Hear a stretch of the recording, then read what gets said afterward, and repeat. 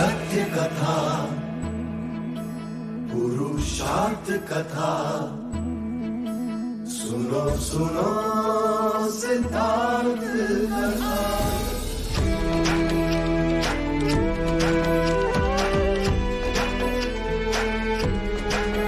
संसार में दुख का कारण क्या, संताप शोक का निवारण क्या। संसार में दुख का कारण क्या, संताप शोक का निवारण क्या। इस खोज में सब कुछ त्याग दिया, हर वैभव से वैराग लिया। वो सृष्टि से संयुक्त हुए, सिद्धार्थ से गौतम बुद्ध हुए।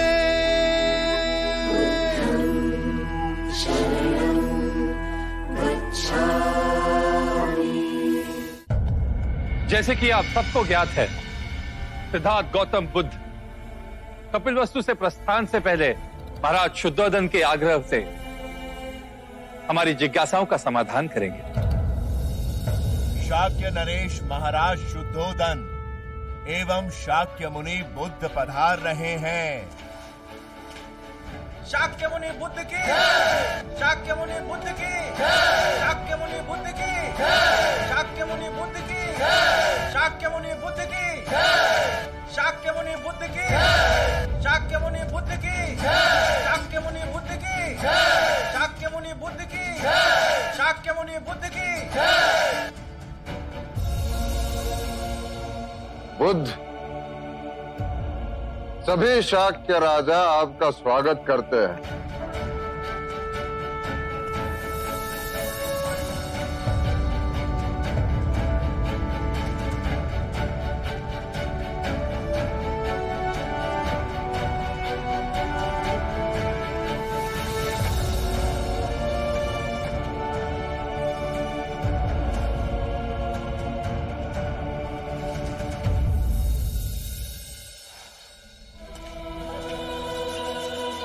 राजनीतिक जीवन में अर्थात प्रजा का शासन करने में आपका मार्ग हमें कैसे जागरूक कर सकता है?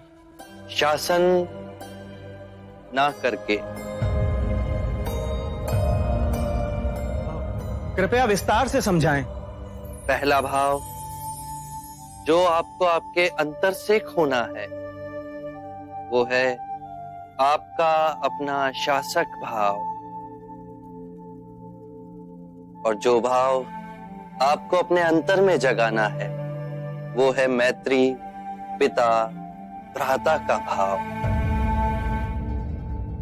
कर्म के चक्र से यदि आप राजा बने हैं तो केवल इसीलिए कि आप अपनी प्रजा की आंखों के अश्रु पहुंच सकें, उनके दुखों को दूर कर सकें। यही कृत्य आप अपने घरों में हर दिन करते हैं पिता बनकर। तो फिर आप सब ये भाव शासक बनकर क्यों नहीं करते? क्योंकि आप स्वयं को प्रजा से भिन्न समझते हैं। इसीलिए आप सब पूछते हैं कि जागृत शासक कैसे बने। ये प्रश्न आप तब नहीं पूछते जब आप पिता बने थे कि हम पिता कैसे बने, क्योंकि वहां अपनत्व का भाव है। तो इसी भाव को और विस्तृत करें। सभी अपने हैं, सभी के दुख अपने हैं। सबको न्याय और आनंद देने का जो ये मार्ग आप सबको प्राप्त हुआ है उसे व्यर्थ ना गवाएं। शारीरिक रोगों और मानसिक दुखों से तो जन जन पीड़ित है, पर उनको आप सामाजिक न्याय देकर उनके जीवन को सुखमय तो बना सकते हैं। मैं इस क्षण को कदापि नहीं भूल सकता। आपने मुझे जगाया है। शाक्य मुनि बुद्ध की, शाक्य मुनि बुद्ध की, शाक्य मुनि बुद्ध की, शाक्य मुनि बुद्ध की, शाक्य मुनि बुद्ध की। आज आपने हमारे बंद हृदय का द्वार खोल दिया। आपका सूर्य जहां जहां चमकेगा वहां हर्ष और उन्नति परछाई बनकर आपके पीछे आएगी। आप स्वयं शाक्य के महाराज बनकर हमारा नेतृत्व करें तो जन जन का हित होगा महात्मन। आप हमें धन्य करें शाक्य मुनि बुद्ध। आप महाराज बने तो शाक्यगण की वृद्धि हो। आप हमारा नेतृत्व करें, आप हमारे राजा बने। हाँ हाँ हाँ हाँ हमारे राजा बने। आप हमारे राजा बने। आप ही इस सिंहासन के योग्य हैं। मैं इसी क्षण आपको कपिलवस्तु का महाराज घोषित करता हूं।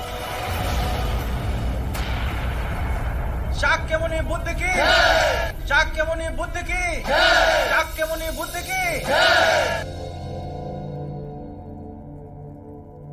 आभार आप सबका।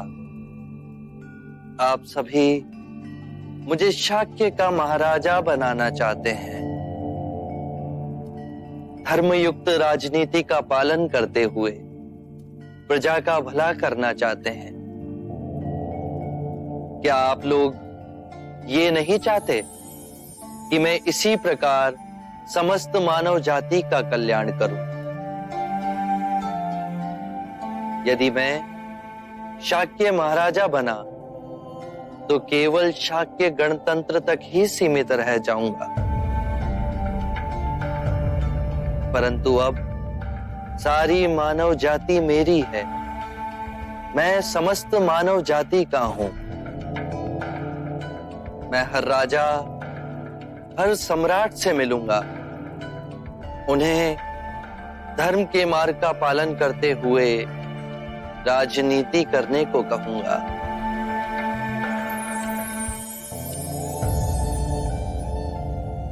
अब मुझे आज्ञा दें पिताश्री।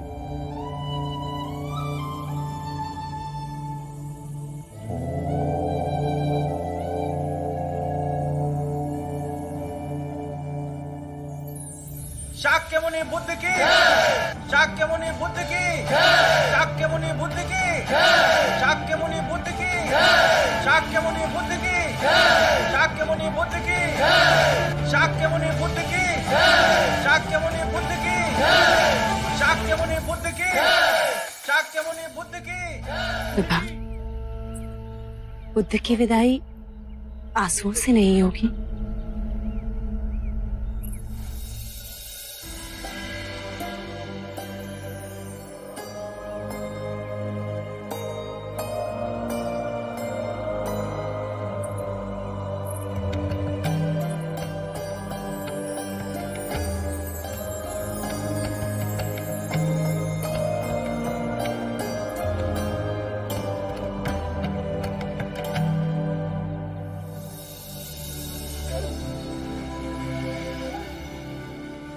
मैं भले ही आपके साथ ना हूं, पर मेरा हृदय सदैव आपके साथ रहेगा।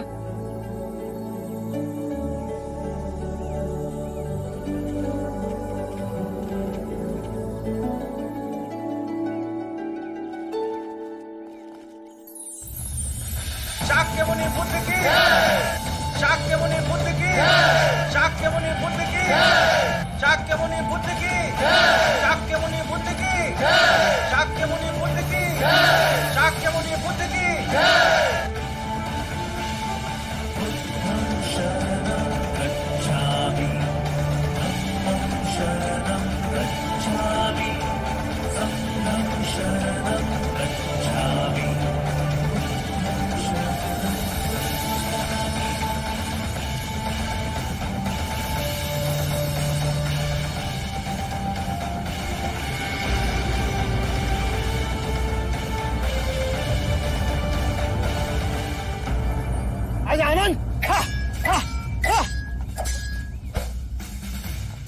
शाबाश, उत्तम।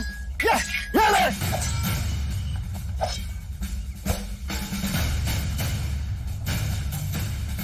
बहुत अच्छे आनंद, बहुत अच्छे। तू है मेरा शिष्य बनने योग्य। मैं तुझे तलवारबाजी का श्रेष्ठ योद्धा बनाऊंगा। ये लो, मेरी ये तलवार आज से तुम्हारी हुई।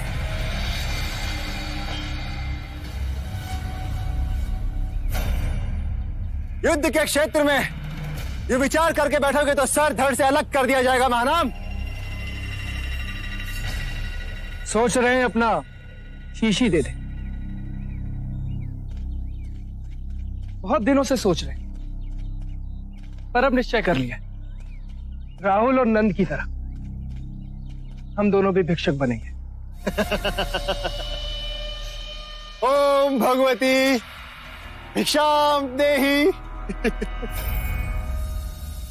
हम भूखे हैं, हमें भीख चाहिए। अरे मत आओ उस पाखंडी बुद्ध की बातों में। विष भरे तीर चला रहा है वो।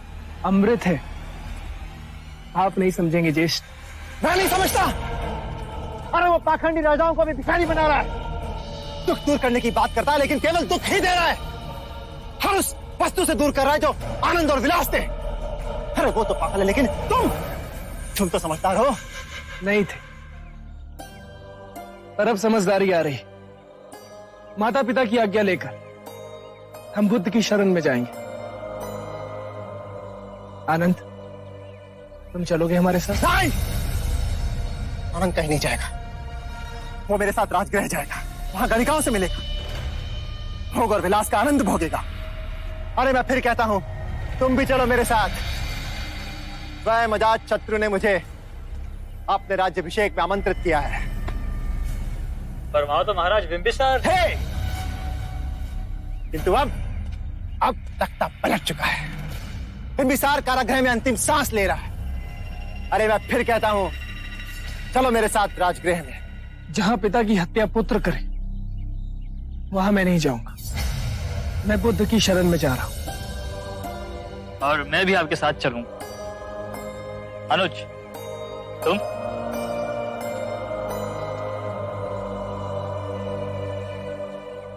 मैं भी आपके साथ जाऊंगा। अरे समझने की कोशिश करो। ये यदि कुएं में गिरते हैं तो नहीं गिरने दो, लेकिन तुम मेरे साथ राजगृह चलो। ज्येष्ठ, आप नहीं समझ रहे, पर जिस दिन से बुद्ध के चरण कपिल वस्तु में पड़े हैं, मेरा रोम रोम उनकी ओर बह रहा है। मैं तो नंद के साथ उसी क्षण संग में जाना चाह रहा था, पर संकोच में माता पिता से कह ना सका। पर अब मैं अपने मन में सब कुछ स्पष्ट कर चुका हूं। मैं बुद्ध की शरण में ही जाऊंगा।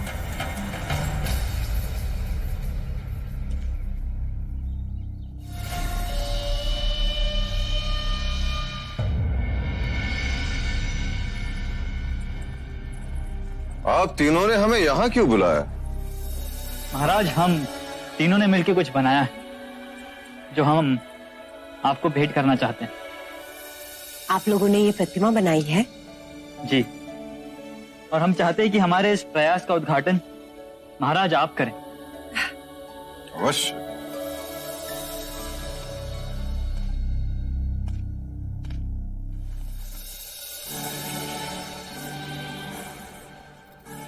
अप्रतिम,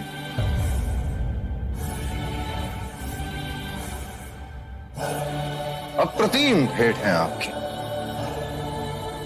बोलो, इसके प्रतिफल में आप हमसे क्या भेंट चाहते हैं?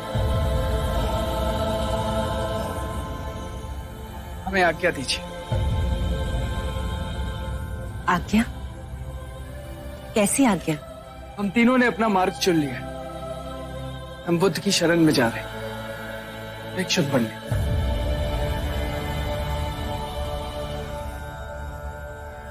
मेरे पुत्र भी भिक्षु बनना चाहते हैं। 3 पुत्र जने, वो भी हमें छोड़ के चले जाएंगे? माँ? नहीं, कोई नहीं जाएगा।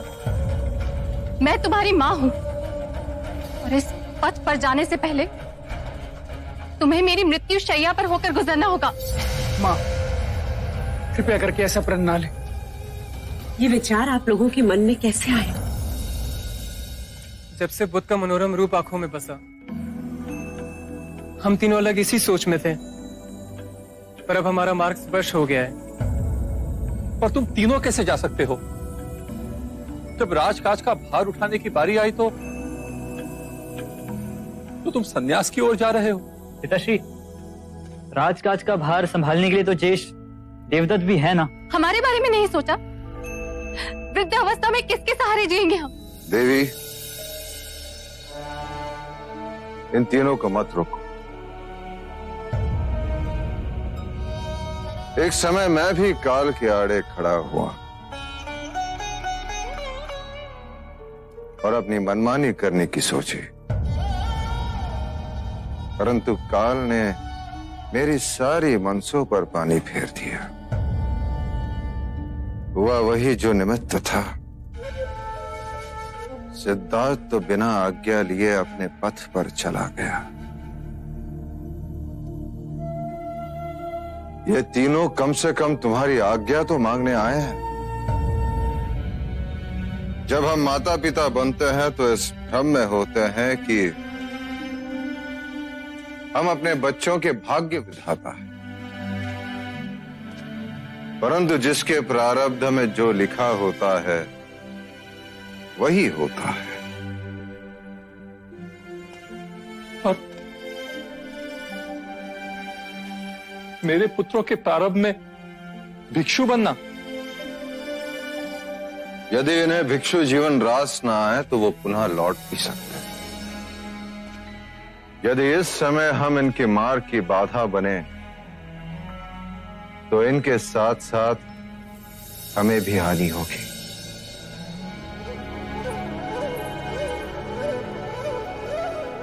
मां, माता प्रजापति ने जिस धैर्य से बुद्ध को विदा किया था, उसी भावना से हमें मुक्त कीजिए।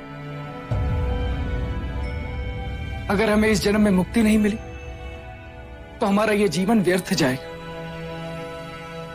मां, आपकी आंचल की छाया छोड़ हम ऐसे वट वृक्ष की छाया में जा रहे हैं जो युगों युगों तक भूले भटके और प्यासे लोगों को विश्राम और शांति देगा। अब बुद्ध के चरणों में ही हमारा निर्वाण है।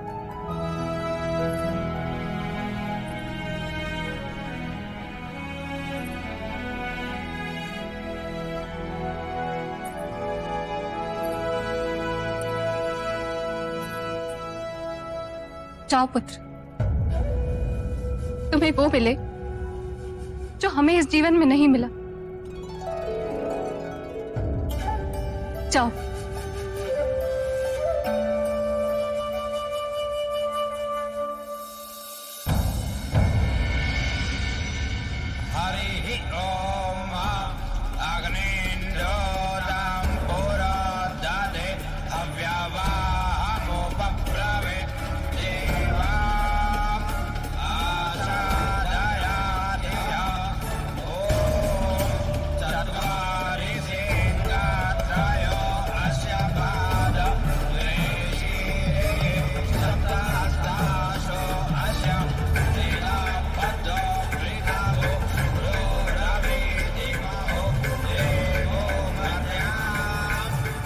ये सुंदर दृश्य देखने के लिए स्वयं भगवान बुद्ध नहीं आए?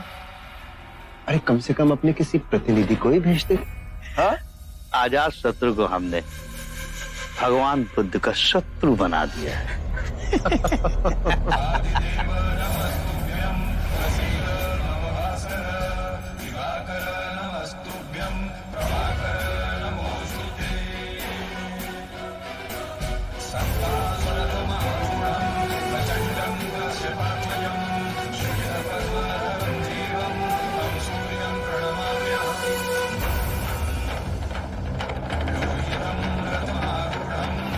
महाराज अजात शत्रु की, महाराज अजात शत्रु की, महाराज अजात शत्रु की, महाराज अजात शत्रु की, महाराज अजात शत्रु की, महाराज अजात शत्रु की। महाराज, प्रथा के अनुसार अब आपको राजमाता का आशीर्वाद लेना चाहिए। लज्जा नहीं आती तुझे? अपने ही पिता को कारागृह में डालकर अपने ही राज्याभिषेक के लिए मुझे बुलाने आया है तू? यदि वो आपके पति हैं तो मैं भी आपका पुत्र हूँ। मैं तेरी माँ नहीं। और आज इसी क्षण से तू भी मेरा पुत्र नहीं। चला जा मेरे सामने से, इससे पहले कि मेरे मुंह से तेरे लिए कोई श्राप निकले। महाराज, राजमाता के पास चले? नहीं, मुझे किसी के भी आशीर्वाद की कोई आवश्यकता नहीं, राजमाता की भी नहीं।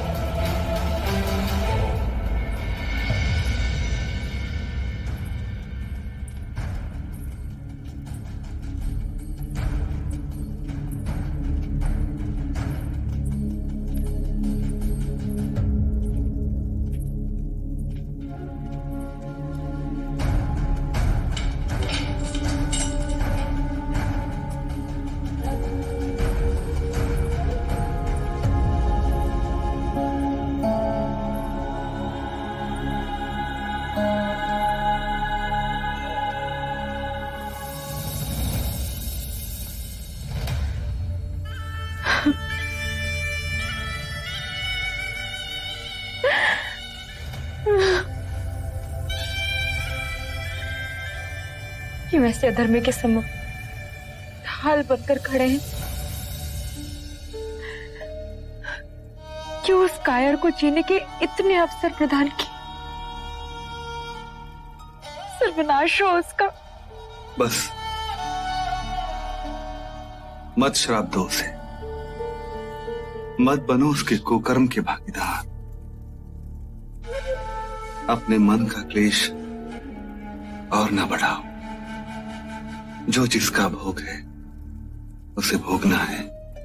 आपको इस तरह भूखा मारने का प्रयास, और मैं इस तरह असहाय होकर ये सब अपनी आंखों के सामने देख रही हूं।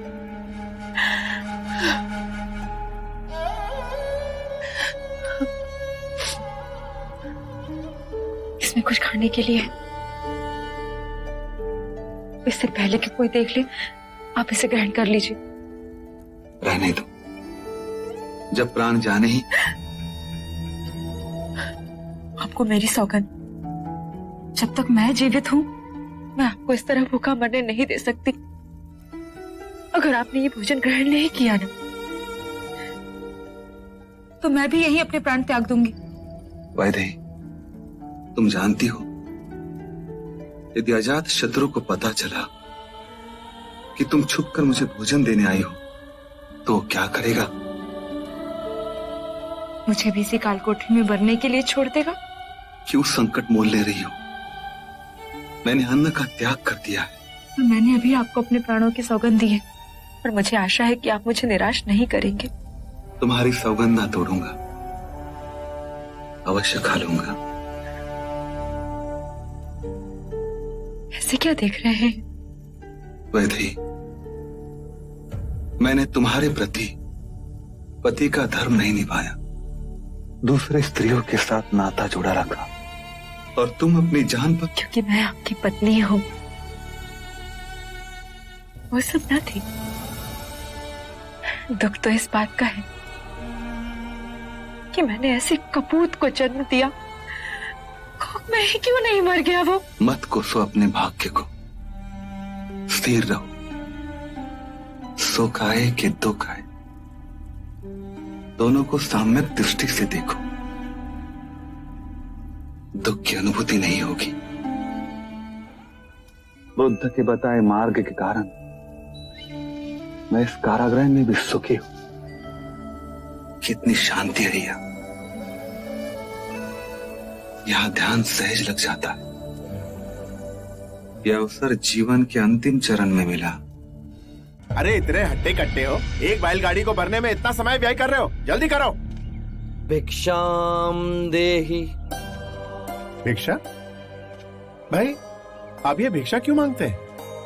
स्वस्थ हो, तंदुरुस्त हो, खुद खेत जोत के अपने लिए अनाज क्यों नहीं पैदा करते? मैं भी तुम्हारी तरह किसान ही तो हूँ। मैं भी खेत जोतता हूँ और उसी की उपज को ग्रहण करता हूँ। अच्छा हमें समझाइए कैसे? मेरा अपना जीवन मेरा खेत है।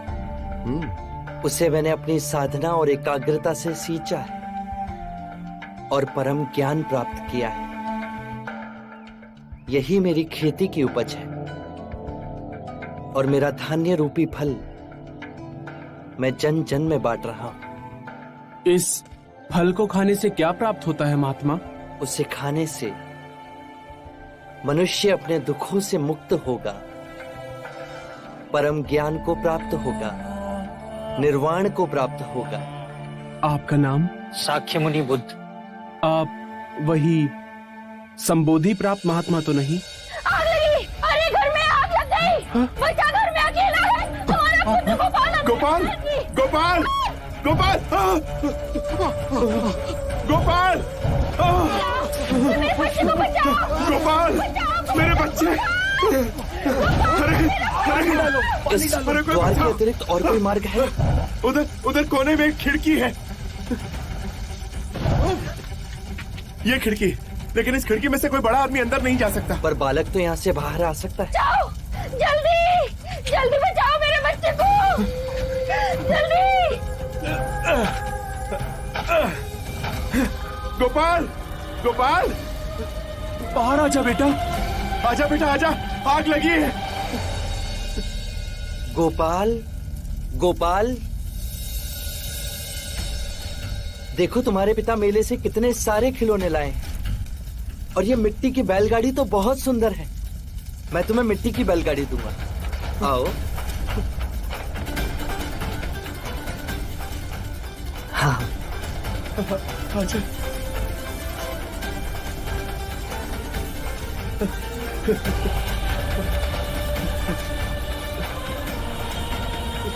मेरा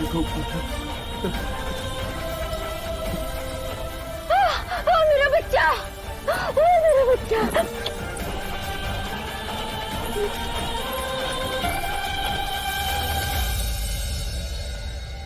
तुमने बुद्ध को अपशब्द कहे थे, पर उन्होंने तुम्हारे प्राणों से भी अधिक प्रिय तुम्हारे पुत्र को तुम्हें लौटा दिया। अब क्षमा कर दीजिए, क्षमा कर दीजिए गुरुदेव। अब मुझे आज्ञा दें। आपने इस बच्चे को जीवन दान दिया है महात्मा।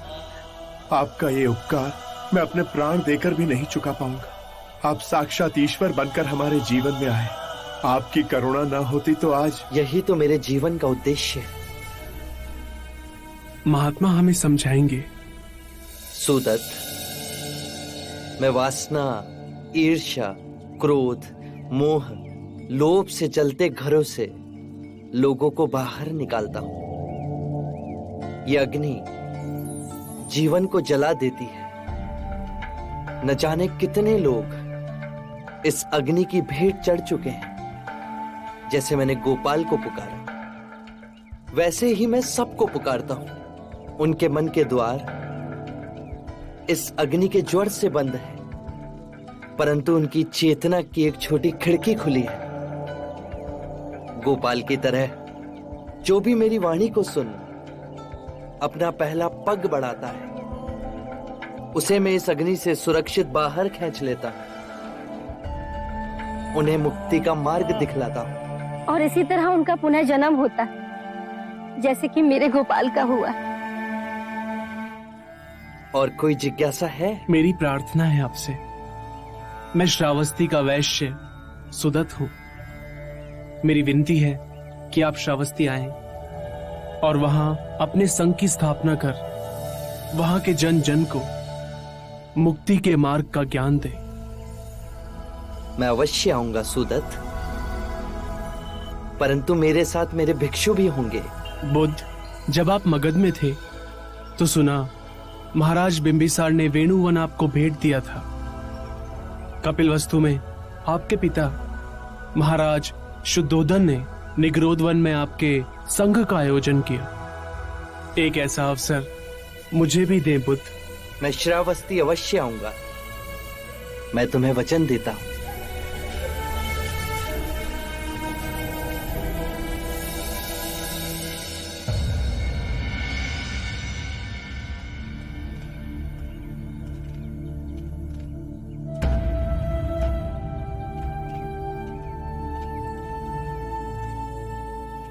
शुभ आत्माएं उजाले की ओर बढ़ रही हैं। हाँ गुरुदेव, हम अपने प्रिय बुद्ध के चरणों में अपने जीवन को समर्पित करने आए।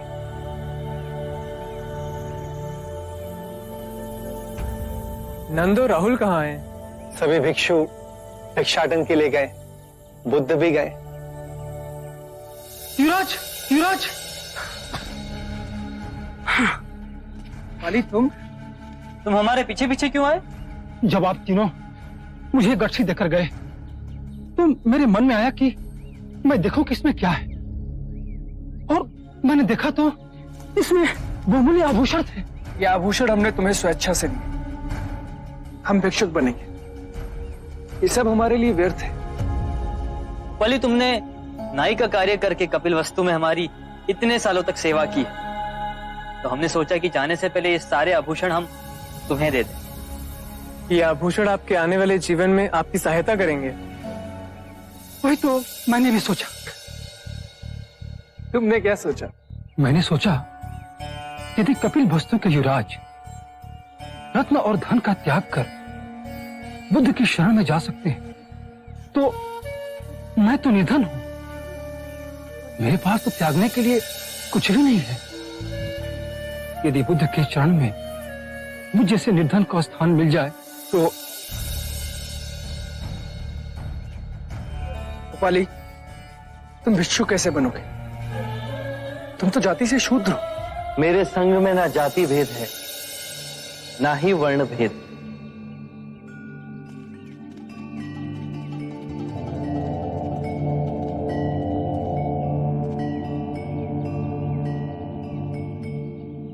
मैं सर्वप्रथम दीक्षा उपाली को दूंगा। उपाली, संन्यास के लिए सब कुछ त्यागना पड़ता है, परंतु तुम्हारा त्याग सर्वोत्तम है। युवराज, धन, ऐश्वर्य, आभूषण सब कुछ त्याग कर आए, क्योंकि वो इनका सुख भोग चुके हैं, इसीलिए त्याग सके।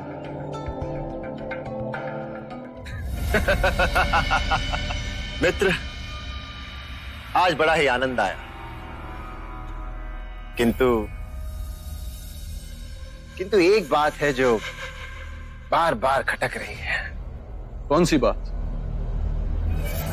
जिसके कारण ये सारा उपद्रव हुआ, वो तो साफ बच गया। मेरे विचार से सबसे पहले उसे मार देना चाहिए। किसकी बात कर रहे हो तुम?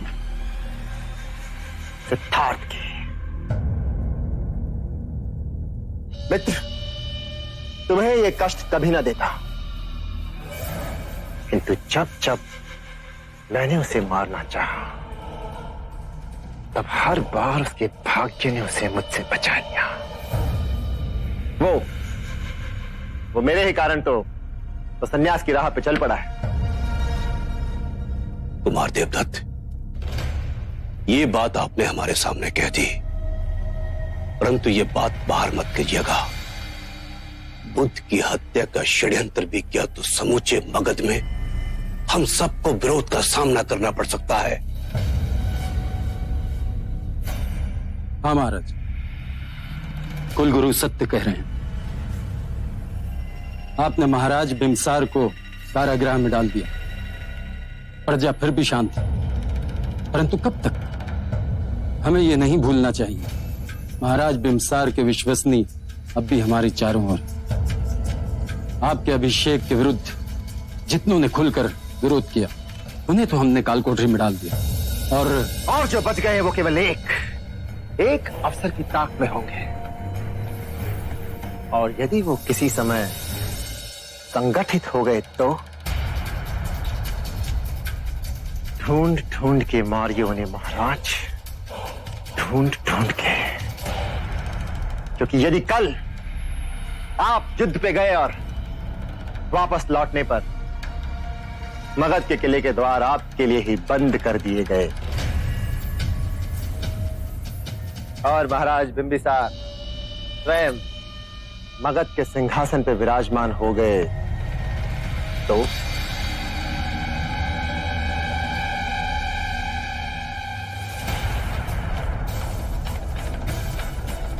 तो क्यों ना इस रोग को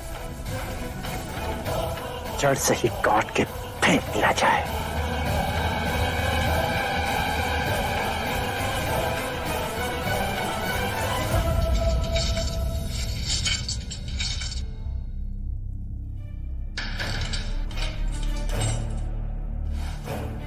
महाराज, महाराज, खुद तुम? महाराज, हमें आपकी आज्ञा चाहिए। आज रात्रि को आपके विश्वसनीय सैनिक कारागृह पर आक्रमण करके आपको छुड़ा लेंगे। बस हमें आपके संकेत की प्रतीक्षा है महाराज। कितने सैनिक हो तुम? 150 या 200 के लगभग महाराज। मैं तुम्हारा शासक ही नहीं, पिता भी हूं। मैं इतने सारे जीवन को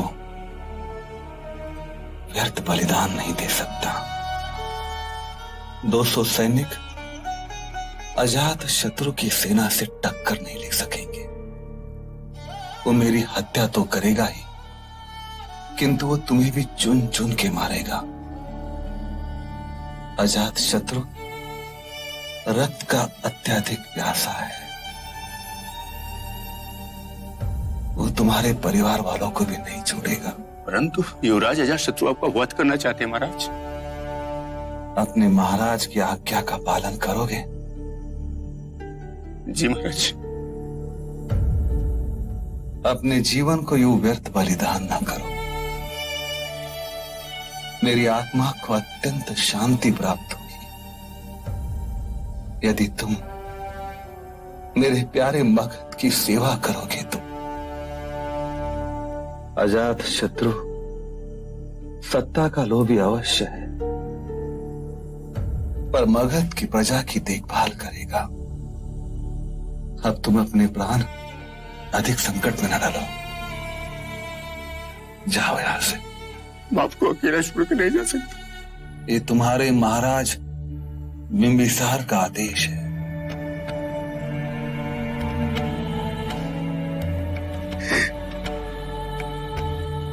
खुद तुम मुझे अपनी कटार दोगे? जी महाराज, आत्मरक्षा के लिए इतनी सी कटार उपयुक्त नहीं। आत्मरक्षा हेतु नहीं,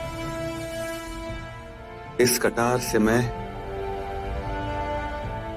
अजात शत्रु को पितृ हत्या के पाप से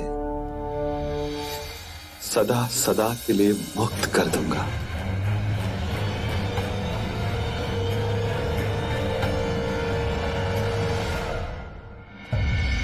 मां,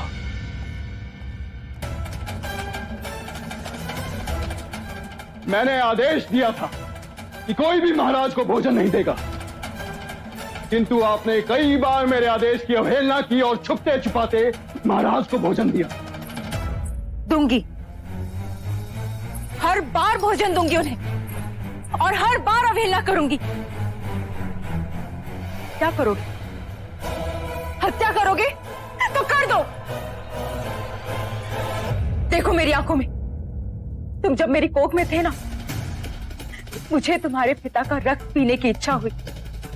उन्होंने एक क्षण के लिए भी नहीं सोचा, तुरंत अपनी हथेली काट दी और मेरे रक्त पीने की इच्छा को पूरा किया। उसी पल हमारे ज्योतिषी ने भविष्यवाणी की, ये होने वाला शिशु अपने ही पिता का वध कर देगा। मुझे ये बात पता चली, मैंने तुम्हें गिराने की बहुत कोशिश की, लेकिन वो तुम्हारे पिता ही थे जिन्होंने मुझे रोक दिया। जब तुम्हारा जन्म हुआ ना, मैंने तुम्हें मारने की बहुत कोशिशें की, लेकिन ये जानते हुए कि तुम ही उनका वध करने वाले हो, उन्होंने तुम्हें बचा लिया, तुम्हें पाला, तुम्हें पोसा, इतना बड़ा किया, और तुमने सिंहासन की वासना के लिए उन्हें अपने राज्य में ही बंदी बना लिया। निर्मम अत्याचार कर रहे हो उन पर। लोग तो अपने मृत्यु प्राप्त पिता को पितृ तर्पण करते हैं, लेकिन एक मेरी निर्लज संतान जिसने अपने ही पिता को जीते जी मार दिया। दूंगी, हर दिन उन्हें भोजन अवश्य दूंगी, जो कर सकते हो कर लो। माँ, कदाचित तुम्हारे भाग्य में भी और जीना लिखा है, या फिर मेरा भाग्य अधिक बलशाली है कि उसमें तुम्हारी हत्या नहीं लिखी। कल रात्रि महाराज ने स्वयं को कटार मार आत्महत्या कर ली।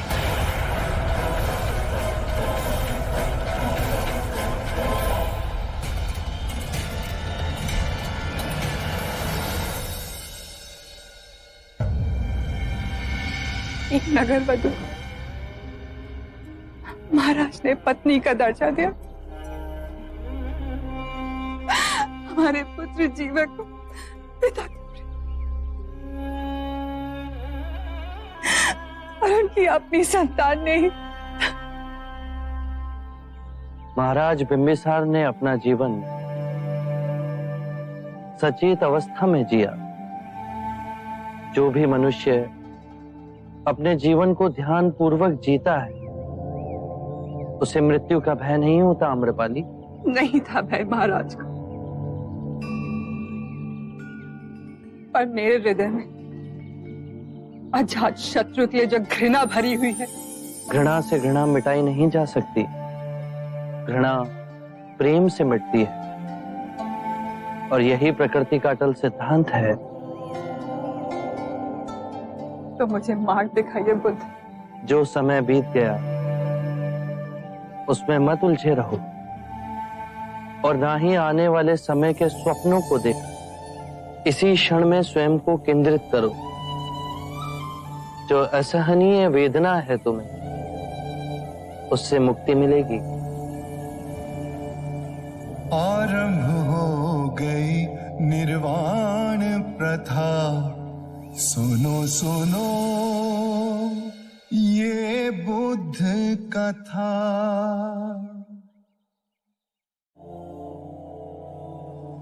घृणा से घृणा नहीं मिटाई जा सकती, घृणा मिटती है केवल प्रेम से और ये प्रकृति का अटल सिद्धांत है।